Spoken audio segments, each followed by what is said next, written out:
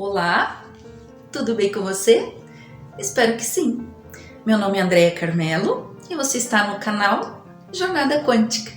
Hoje, dando sequência a mais um vídeo sobre arquétipos. Hoje, falando especificamente sobre os arquétipos junguianos. Vem comigo!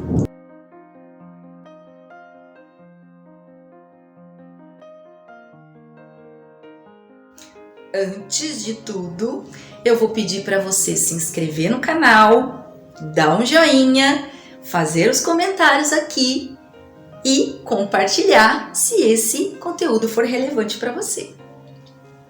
Jung, antes de qualquer coisa, merece todos os nossos aplausos. Vamos falar um pouquinho sobre como que Jung estruturou a psique humana. Eu vou deixar aqui um esqueminha para vocês que é bem didático e vai dar para a gente entender então esses três campos que ele conseguiu então distinguir, que eu vou falar agora para vocês. O primeiro campo ele chamou de ego, tá? Que é a consciência. A consciência seria o centro organizador do indivíduo. O inconsciente pessoal, que está estruturado nos complexos, e o inconsciente coletivo, que é formado pelos arquétipos mais os instintos. A consciência, então, é a parte da psique que conhecemos e é responsável pela percepção, pelos nossos pensamentos, sentimentos e também da nossa interação com o mundo. Jung fala que a consciência se forma a partir de conflitos, de choques entre o mundo externo e o mundo interno. E isso acontece durante todo o processo de desenvolvimento humano. E é com o ego que a gente opera no mundo, né? Para que o self consiga então se manifestar. Calma lá que o self a gente vai falar daqui a pouquinho.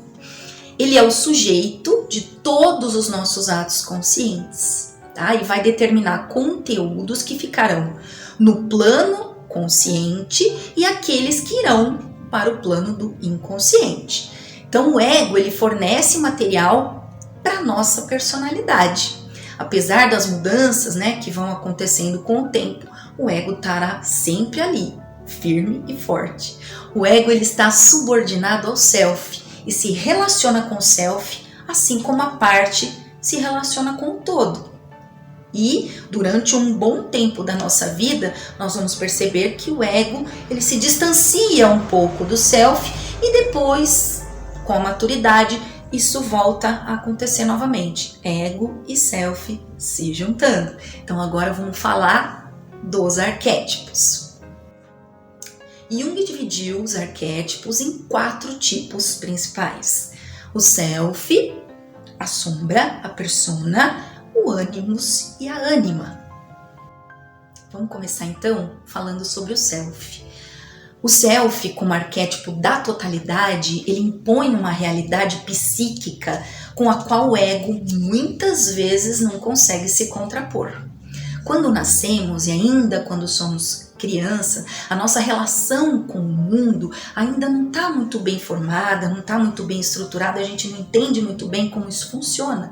Porém, para nos adaptarmos ao mundo, precisamos de algo que possa mobilizar o organismo numa determinada direção. E é nesse momento, então, que o ego costuma aparecer. É ele quem vai dar sentido de identidade para a gente. Mas vai aos poucos, como eu falei lá no comecinho, se distanciando um pouquinho do self.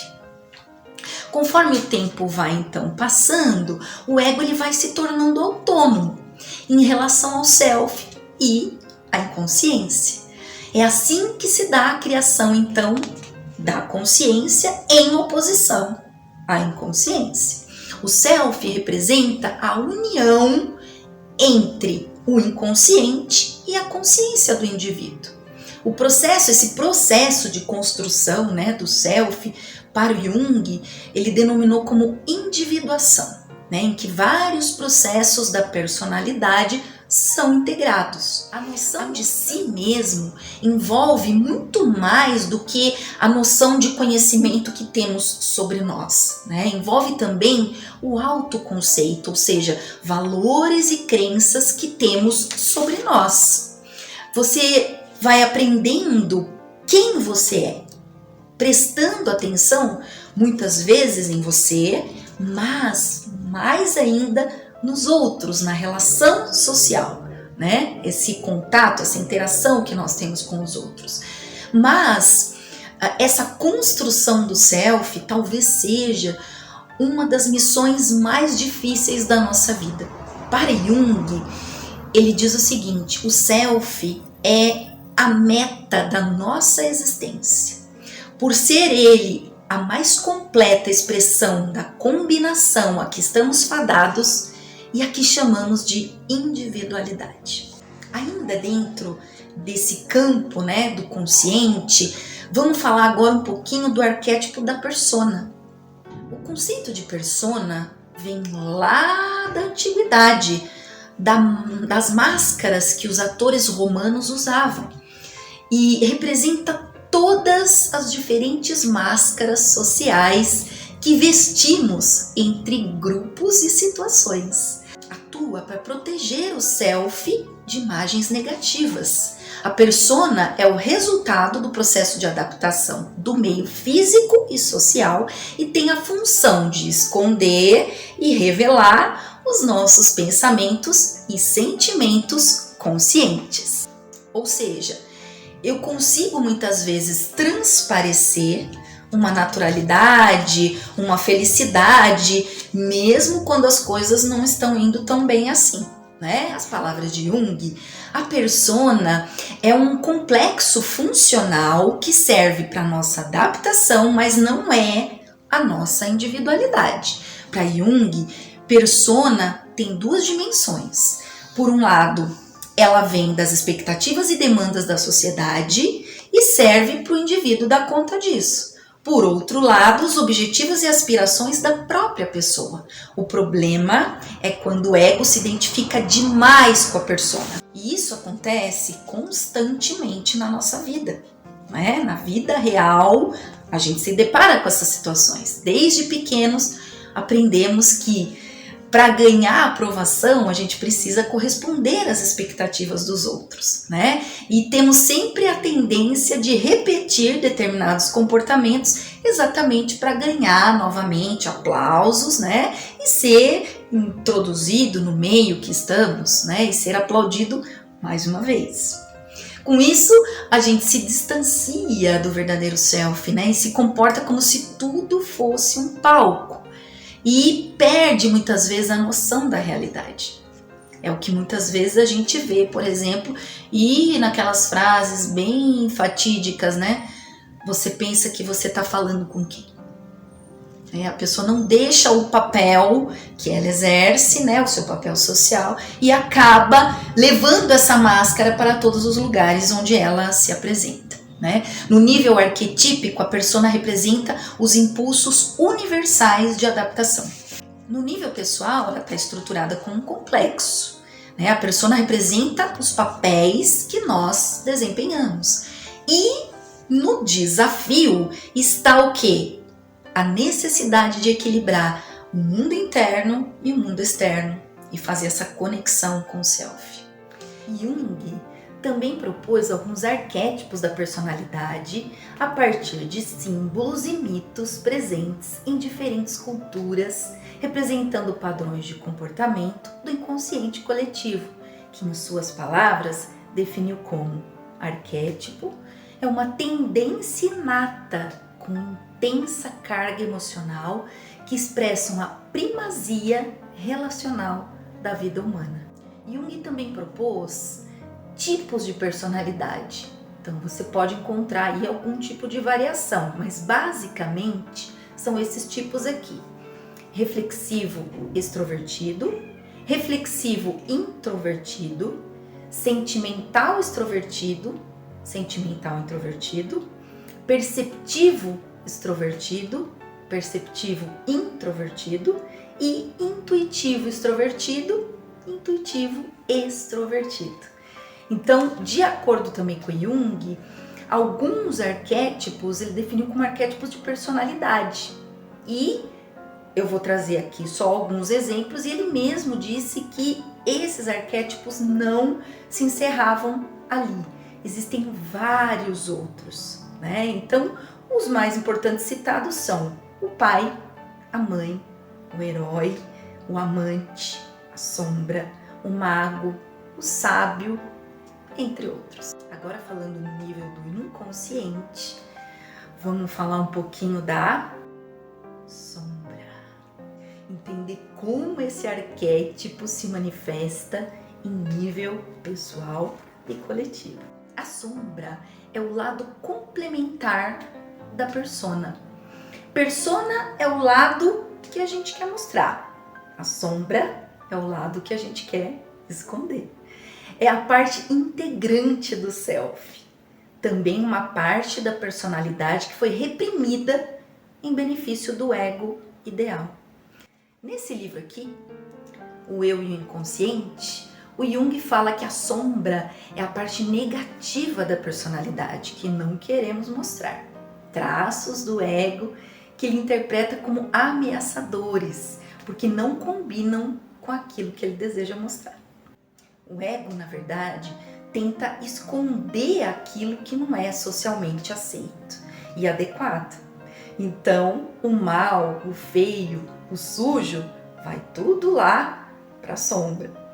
E ainda sobre esse livro, as imagens arquetípicas da sombra, elas vão representar, personificar aquilo que a gente não reconhece da gente mesmo e que nos incomoda tanto.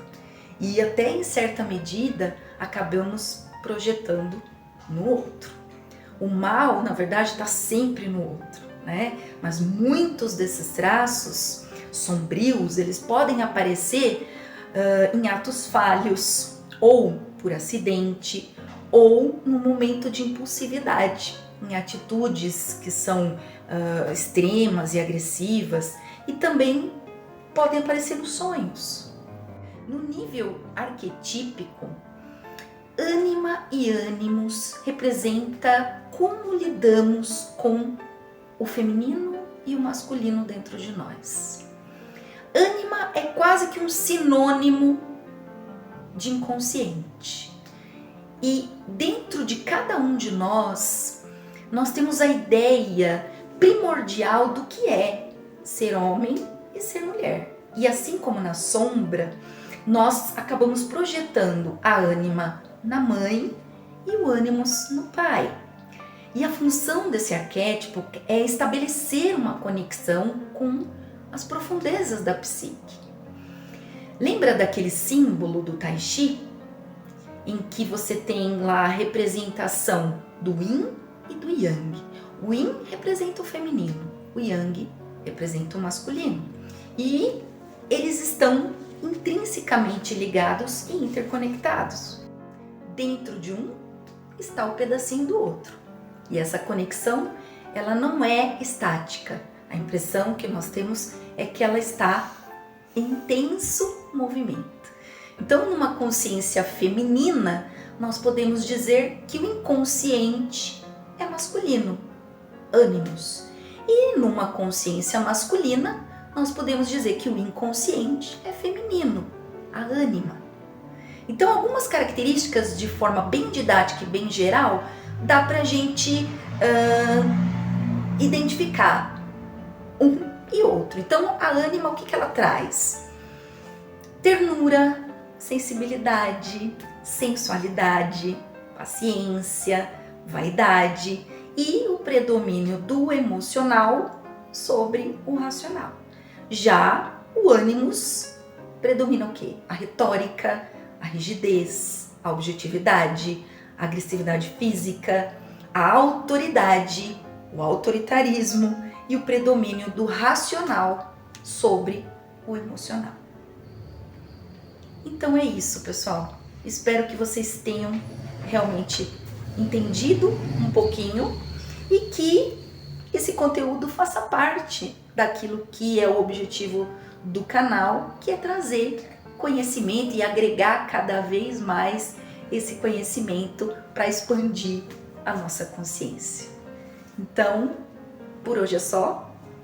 Agradeço bastante a companhia e um forte abraço. Até a próxima. Tchau!